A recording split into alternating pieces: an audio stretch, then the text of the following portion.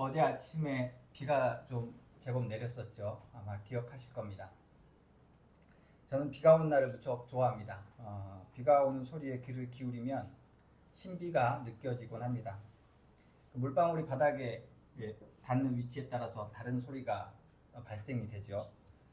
여기저기에서 들려오는 소리는 적절한 리듬을 가지고 다양한 음색을 만들어냅니다. 이러한 소리는 요란하거나 조잡한 느낌이 없이 어떠한 질서와 잔잔한 역동을 일으켜내며 흉내낼 수 없는 화음을 만들어냅니다. 그 소리는 저의 마음의 평안을 가져다주고 신의 놀라운 능력을 느끼게 해줍니다. 조금만 예민하게 살피면 우리의 일상 속에서 하느님의 놀라운 창조 섭리를 발견할 수 있습니다.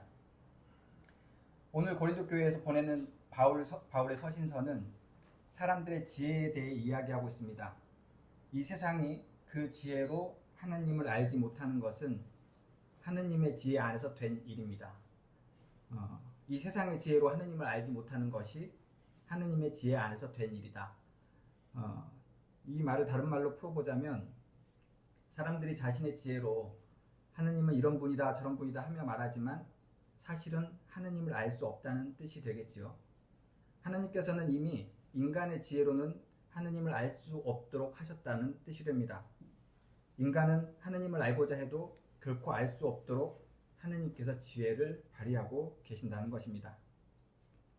지혜는 보통 사람들에게 미덕으로 여겨집니다. 사전적 의미의 지혜는 사물의 이치를 빨리 깨닫고 정확하게 처리하는 정신적 능력을 뜻합니다. 과거의 학자들은 지혜가 문제 해결 능력이나 추론 능력과 같은 지능과 연결되었다고 생각했습니다. 시간이 지나면서 지혜에 있어서 가장 중요한 것은 총명함이라는 사실을 발견하게 됩니다. 다른 사람의 말을 경청하고 융통성 있게 사람들을 대하는 능력 등이 여기에 포함되는 것이죠. 사람들은 대개 지혜로운 사람들을 좋아합니다. 지혜로운 사람들이 가지고 있는 해안은 사람들에게 삶의 새로운 지평을 열어주곤 합니다. 잠언서에는 이 지혜의 근본을 하느님을 경외하는 것이라고 전하고 있습니다. 하느님을 경외하는 것이 어떻게 지혜의 근본이 될까요? 저는 이 질문을 떠올릴 때 욥의 일화를 떠올리곤 합니다. 욥기에 기록되어 있는 욥의 이야기는 출처가 잘 밝혀지지 않았습니다. 시대적 배경이나 욥의 출신 그리고 저자에 대한 기록이 나와 있지 않기 때문입니다. 욥기서는 욥을 통해서 하느님의 존재를 드러내기 위한 책입니다. 욥은 흠이 없고 정직하고 하느님을 경외하는 사람이라고 기록되어 있습니다. 하늘에서 사탄이 그런 욥을 시험하고자 하죠.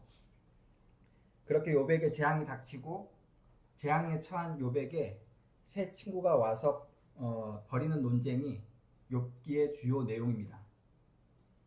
욥과 새 친구의 논조는 인간이 지혜롭고 선하면 하느님께서 성공과 보상을 주고 악하고 어리석으면 재앙과 벌을 준다는 내용입니다. 그렇게 보면 욥이 재앙에 처한 이유는 욥이 악하고 어리석은 행동을 했다는 것에서 비롯됐다고 볼 수 있습니다. 욥은 계속해서 자신의 무죄를 주장하죠. 자신의 고난은 하느님이 내린 벌이 아니라고 이야기합니다. 그렇지 않다면 하느님은 공의로 다스리는 분이 아니시거나 불의한 분이라는 것이 욥의 주장입니다. 반면 친구들은 하느님은 공의로 세상을 다스리기 때문에 욥에게 잘못이 있어서 재앙이 왔다는 것입니다. 이 논쟁은 욥의 마음을 상하게 하고 분노하게 합니다. 결국 욥은 자신의 무죄함을 주장하며 하느님께서 직접 자신에게 설명해 줄 것을 요구합니다. 마침내 하느님께서 욥에게 회오리 바람처럼 나타나서 욥에게 묻습니다. 내가 땅에 기초를 놓을 때 내가 거기 있기라도 했느냐? 하느님은 욥에게 누가 이 땅을 설계했는지, 무엇이 땅을 버티는 기둥이 되는지, 누가 바다를 가두는지, 누가 구름으로 바다를 덮었는지를 아는지 묻습니다. 하느님은 창조의 신비와 우주의 질서를 가지고 자신이 어떠한 존재인지를 드러내고 있는 것입니다. 욥과 친구들은 인간이 하느님의 공의를 실천하면 하느님께서 복을 내린다고 생각했습니다. 또한 욥은 하느님도 인정할 만큼 충분히 하느님을 경외하던 사람이었습니다. 하느님은 그러한 욥에게 자신 앞에 욥이 어떠한 존재인지를 드러내 보여주고 있습니다. 그러면서 욥에게 단 하루라도 자신이 하는 일을 대신할 수 있을지 묻습니다. 어제 아침에 비가 내릴 때 저는 비 내리는 소리를 들으면서 잠시 이런 묵상을 했습니다. 텃밭을 일구는 누군가에게는 그 비는 기쁜 소식으로 들릴 것입니다. 하루를 벌어 일한 누군가에게는 그 비는 재앙과 같이 느껴지겠죠. 아침부터 외출하는 사람들은 우산이나 우비를 챙겨야 했을 것이고 비에 작물이나 가축들이 피해를 입진 않을까 살피는 이들도 있을 것입니다. 비가 와서 행복한 사람도 있을 것이고 비 때문에 슬픈 사람도 있었겠죠. 그 비와 무관하게 병중에 있는 사람들도 있고 그들을 돌보는 이들도 있습니다. 같은 시간에 단잠을 자는 사람들도 있었을 것이고 전쟁의 불안함에 떨어야 하는 이들도 있었겠죠. 자신의 삶에 덮친 우울함으로 죽고 싶은 이들도 있을 것이고 뜻밖의 행운으로 벼랑 끝에서 희망을 발견하는 이들도 있었을 것입니다. 숲의 풀과 나무들은 내리는 비에 몸을 씻기고 수분을 채울 수 있었을 것이고 비를 피해 보금자리를 피하는 동물들도 있었을 것이죠. 같은 시간 일어나는 일들을 우리는 어디까지 헤아릴 수 있을까요? 우리는 하나님께서 하시는 일을 가늠조차 할 수 없다는 것을 인정해야 합니다. 오늘날 생태 위기를 지구적 위기로 이야기하는 사람들이 있습니다. 사람들의 이기심으로 지구가 온난화를 겪고 있고 이 지구가 죽어가고 있다 하고 이야기하는 것입니다. 저는 이 말을 들을 때마다 죽는 것은 지구가 아니라 인간이라는 생각을 합니다. 지구는 그렇게 쉽게 죽지 않습니다. 여러 종들이 사라지고 있지만 그렇다고 지구가 사라지는 것은 아닙니다. 오히려 지구는 새로운 생태 질서를 만들면서 생명들을 잉태해 나갈 것입니다. 지구는 큰 시기를 주기로 빙하기와 온난기를 겪어왔습니다. 그때마다 새로운 생태 질서를 만들어갔습니다. 그 큰 주기로 보면 지금의 온난화는 단순히 인간의 이기심만이 원인이라고 이야기할 수는 없습니다. 지금의 기후 위기 속에서 인간이 성찰해야 할 것은 자연 앞에 인간의 존재가 어떠한지를 숙연하게 바라보는 것입니다. 하나님 앞에 선 욥처럼 우리가 하나님의 섭리 앞에 어떠한 존재인지를 깨닫는 데 있습니다. 바울은 전합니다. 하나님의 어리석음이 사람의 지혜보다도 더 지혜롭고 하나님의 약함이 사람의 강함보다 더 강합니다. 예수님께서는 오늘 우리에게 하나의 비유를 들려주십니다. 어떤 사람이 잔치를 베풀고 많은 사람을 초대하였습니다. 잔치 준비가 되어서 사람들을 부르니 초대받은 사람들이 핑계를 대기 시작합니다.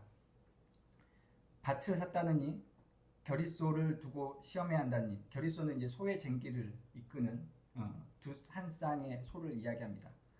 결혼이 있다느니 하면서 잔치에 참여하지 않습니다. 그러자 주인이 노하며 가난한 사람과 장애가 있는 사람과 눈먼 사람들과 다리 저는 사람들을 데리고 오라고 시킵니다. 그러면서 주인은 이야기합니다. 초대를 받은 사람 가운데서 아무도 나의 잔치를 맛보지 못할 것이다. 주인이 잔치를 준비해서 사람들을 초대하지만 사람들은 핑계를 대며 잔치에 오지 않습니다. 하느님께서는 잔치를 준비하셔서 우리들을 초대하시지만 초대받은 사람들 중에 어떤 이들은 핑계를 대며 초대에 응하지 않는다는 이야기입니다. 이 초대받은 사람들은 누구일까요? 여러분은 심판의 날에 대한 비유를 기억하실 것입니다. 심판의 날 임금은 양과 염소를 가르고 오른쪽과 왼쪽에 세워둡니다. 그리고 오른쪽에 있는 이들에게 축복하십니다. 너희는 창세 때로부터 너희를 위하여 준비한 이 나라를 차지하여라. 임금이 말합니다. 너희는 내가 줄일 때에 내게 먹을 것을 주었고 목마를 때에 마실 것을 주었으며 나그네로 있을 때에 영접하였고 헐벗었을 때에 입을 것을 주었고 병들어 있을 때에 돌보아 주었고 감옥에 갇혀 있을 때에 찾아주었다. 사람들이 주님 우리가 언제 그랬습니까? 하고 되묻습니다. 임금이 답합니다. 너희가 여기 내 형제 자매 가운데 지극히 보잘것없는 사람 하나에게 한 것이 곧 내게 한 것이다. 동시에 임금은 왼쪽에 있는 사람들에게도 이야기합니다. 저주받은 자들아 내게서 떠나서 악마와 그 졸개들을 가두려고 준비한 영원한 불 속으로 들어가라. 너희는 내가 줄일 때 내게 먹을 것을 주지 않았고 목마를 때 마실 것을 주지 않았고 나그네로 있을 때 영접하지 않았고 헐벗었을 때 입을 것을 주지 않았고 병들어 있을 때 감옥에 갇혀 있을 때 찾아주지 않았다. 그때 그들도 주님 우리가 언제 주님께 그랬습니까? 하고 되묻습니다. 임금이 대답합니다. 여기 이 사람들 가운데 지극히 보잘것없는 사람 하나에게 하지 않은 것이 곧 내게 하지 않은 것이다. 이 이야기는 우리에게 주어진 소명이 무엇인지를 살피게 합니다. 우리에게 필요 이상으로 무엇인가 주어졌다면 그 모든 것은 하나님께서 우리에게 맡기신 것입니다. 하나님께서는 충분히 쓰고도 남을 만큼의 축복을 우리에게 주십니다. 그러니 우리는 우리에게 맡겨진 것을 하나님의 뜻에 따라 사용해야 합니다. 그것이 우리가 이 땅에서 해야 할 일입니다. 오늘 예수님의 비유에서 보여주듯이 잔치의 사람들은 갖은 핑계를 대며 오지 않습니다. 그들은 땅을 사고 결의소를 시험하고 결혼을 위해 아내를 맞아들여야 합니다. 모두들 제 할 일로 바쁜 시간을 보내고 있습니다. 그들 모두 제 가진 것이 있는 사람들입니다. 그들은 자신의 것을 지키고 늘리기 위해 바쁜 시간을 보내고 있습니다. 그렇게 사람들이 잔치에 참여하지 못하자 화가 난 집주인은 가난하고 지체장애가 있고 눈이 멀고 다리 저는 거리의 사람들을 잔치에 불러옵니다. 이들은 가진 것이 없고 삶이 불편하며 하루하루 살아가기가 버거운 사람들입니다. 사회에서 소외되고 버림받은 사람들입니다. 집주인은 이야기합니다. 초대를 받은 사람 가운데서는 아무도 나의 잔치를 맛보지 못할 것이다. 자신의 재산을 잘 관리하고 불리는 일은 세상의 사람들에게는 지혜롭고 현명한 일입니다. 사람들은 안전한 삶을 위해 더욱 많이 소유하기를 바랍니다. 그렇게 사는 사람들은 자신의 바쁜 일상 탓에 초대에 참여할 시간이 없습니다. 그러나 바울은 이야기합니다. 하느님의 어리석음이 사람의 지혜보다 지혜롭다. 사람의 지혜로 볼 때는 십자가에 자신의 목숨까지 내놓은 예수님의 삶은 어리석음으로 여겨질 수 있습니다. 예수님은 무능하고 실패한 지도자로 여겨질 수 있습니다. 살아있는 동안 그 무엇도 이루지 못했고 따르던 제자들 또한 스승의 죽음으로 흩어져 버렸습니다. 그러나 하느님은 그 예수님을 부활시키고 영원한 세계를 열어 보이십니다. 하느님을 따르는 삶은 세상이 바라보기에는 어리석고 무능해 보일 수 있습니다. 그러니 사람들이 더러 하느님이 어디 있느냐 하며 위협하듯 질문을 던지곤 합니다. 그러나 욥의 일화가 보여주듯 우리는 하느님의 뜻을 가늠할 수도 헤아릴 수도 없습니다. 우리가 하느님을 따르는 것은 그것이 더 지혜롭고 현명하기 때문이라기보다 오히려 우리는 그 뜻을 헤아릴 수조차 없기 때문입니다. 그렇기 때문에 우리가 할 수 있는 일은 하나님께 온전히 우리의 삶을 맡기는 것입니다. 우리는 그저 하나님께 순종하는 삶을 맡김으로써 하나님이 가진 지혜를 이 세상에 펼칠 수 있도록 하는 것이죠. 그것이 지혜의 근원이 되시는 하나님께서 우리를 통해 일하시는 것이며 참 지혜가 세상에 펼쳐지는 길입니다. 하나님은 잔치를 준비하시어 우리를 초대하십니다. 그 잔치는 하나님 나라이며 동시에 우리가 드리는 예배이기도 합니다. 교회는 하나님 나라를 미리 체험하는 하나의 중요한 실험 장소입니다. 교회 공동체를 통해 하나님 나라를 경험하지 못한다면 우리가 무엇으로 하나님 나라를 사람들에게 전하겠습니까? 하나님께서는 지금도 사람들을 교회로 공동체로 초대하고 계십니다. 하나님의 초대에 응하는 지혜로운 우리 모두가 되기를 소망합니다.